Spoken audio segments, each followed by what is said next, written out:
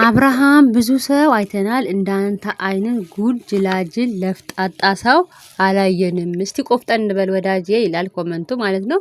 እንግዲህ ቤተሰብ ዛሬ መጣኑ ደግሞ ሰዎች ምን ኮመንት አደረጉ ኮመንታተሮች ስለዚህ ቪዲዮ ምን አሉ?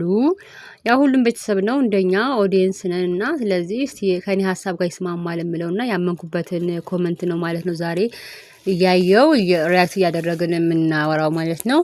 እና የመጀመሪያው ኮመንት እሱ ነው ማለት ነው። ትክክል ነው አብርሃም የተጀላጀልክ ነው ያለኸው የምታደርገው ነገር ትክክል አይደለም ለፍጣጣ ሌላም ይገባሃል።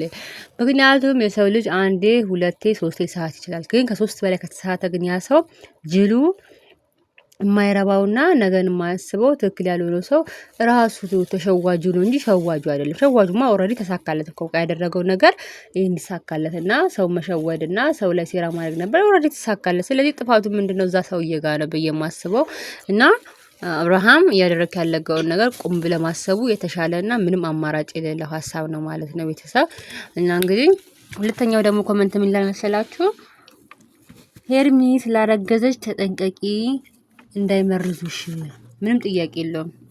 የሰው ልጅ ከተዋደደ አብሮ ከተማመነና ከተባባለና በአብርሃም በኩል የመጣበት ይሄ ልጅ ደግሞ የመጣባት ስለዚህ አብሮ በብላ መጣት የሚባል ነገር አለ። ስለዚህ እቺ ልጅ ደግሞ ነፍሰ ጡር ነች። ስለዚህ በዛ በኩል መተባት ልጇን መርዘው ሌላ ታሪክ የማይወጡትና ነገ የማይመልሱት ነገር ውስጥ ከመግባት አብርሃም ጥንቃቄ አሁንም ትልቅ የሆነ ጥንቃቄ የሚያስፈልግ ጉዳይ ነው ማለት ነው።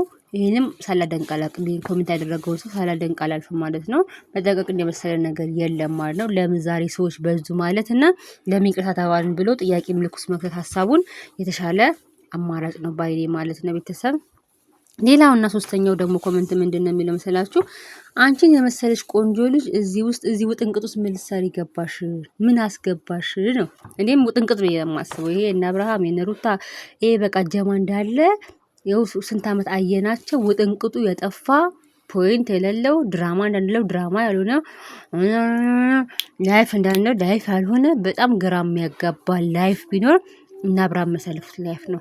እና አንቺን የመሰልሽ ፋይናንሻል ስቴብል የሆንሽ ልጅ ቆንጂዬ ልጅ የውስጥም የውጭም ቆንጂዬ ልጅ የሆንሽ ልጅ ምን አተሽ አገሪቷ ላይ ወንድ አተሽ ነው? ምን ጉር ነው? ቆይ እዚህ አብርሃም ታሪክ ውስጥ ያስገባሽ ብቻ እህል ውሃ የት እንደሚገናኝ አይታወቅም። የሰው ልጅ ቤተሰብ እንዲህ ነው ማለት አይቻልም ማለት ነው። ለማንኛውም ገብታለሽ ግን ሄርሜላና አብርሽ ወደፊት ነው ዛሬ የምንለው ማለት ነው።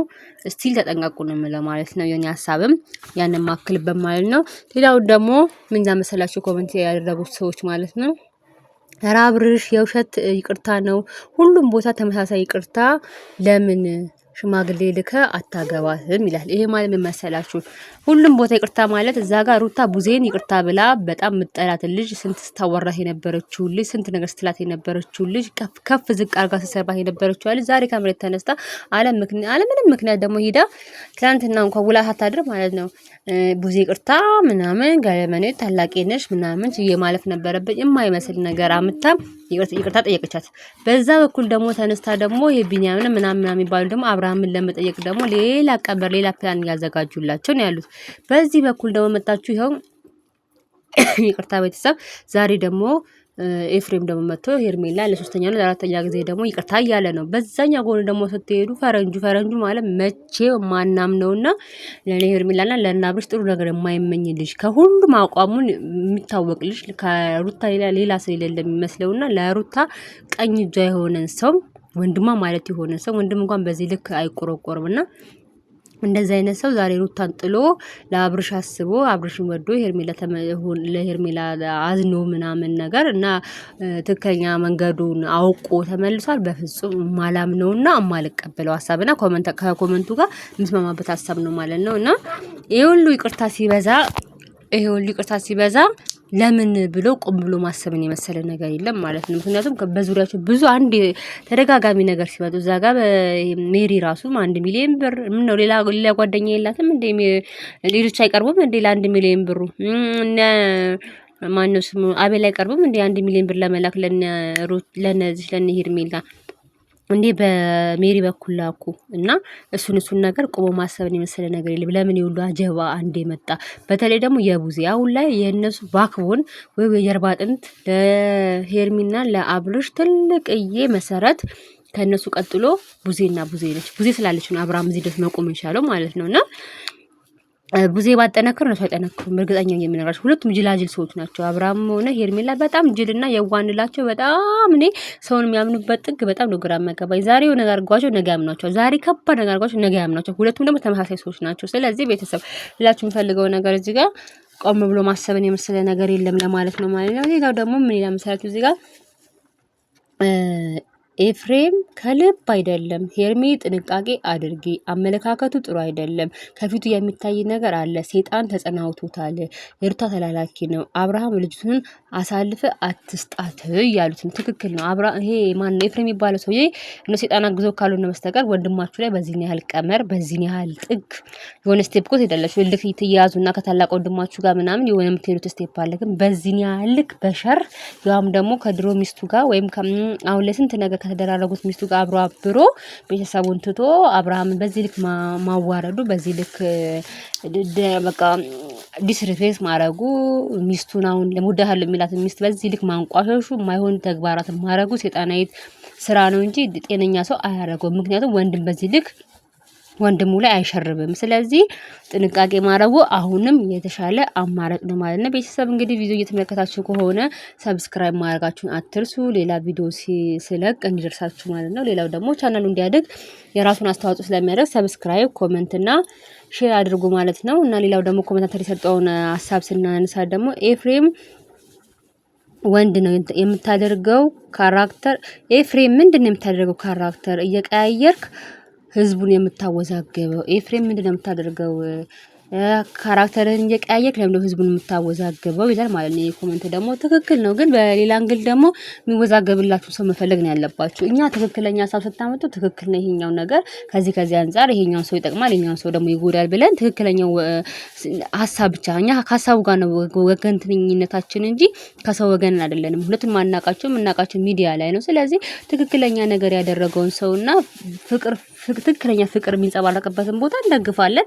ሸርና ደግሞ መጥፎ ነገር የሚያስበውን መጥፎ ጥላቻ ያለበትን ደግሞ ሰው ይሄ ትክክል አይደለም፣ ይሄ ጥላቻ ነው፣ ይሄ መጥፎ ሰው ነው ብለን ደግሞ የራሳችንን ሀሳብ እንሰጣለን ማለት ነው። ስለዚህ እዚህ ጋር እኛን ለማወዛገብ የምታደርገው ድራማ ካለ ማንም አይወዛገብልህም ባይኔ ማለት ነው። ምክንያቱም እኛ ማገናዘብ የምንችል የራሳችን ህይወት አለን። ብዙ ነገሮችን እዚህ ጋር የራሳችን ስራ ያለን ህይወት ያለን የራሳችን የሆነ ስትራግሎች ያሉበት ሰዎች ነን እና እቺን ተራ ነገር ማገናዘብና ማስተዋል አያቅተንም ብዬ አስባለሁ ማለት ነው። የሚፎገርለት ሰው ካለ ባይነኝ ማለት ነው። ኤፍሬም የምታደርገው ነገር ከአንድ ወጥ የሚጠበቅ ስለሆነ ማለት ነው። ስለዚህ ቤተሰብ እናንተ የምትላላችሁ ኤፍሬም አመናችሁት ወይስ አላመናችሁት? እስቲ ኮሜንት አድርጉ። እስቲ እኔ በፍጹም አላመንኩትም። 100% 90 ነገር ሳይሆን 100% አላመንኩትም። ምክንያቱም ያላመንኩበት መንገድ ደግሞ አንደኛ ፊቱ ላይ የሚያደርገው ወላጅ ትክክል አይደለም። ሁለተኛ ደግሞ በጣም ለይቅርታው በጣም ፈጠነ።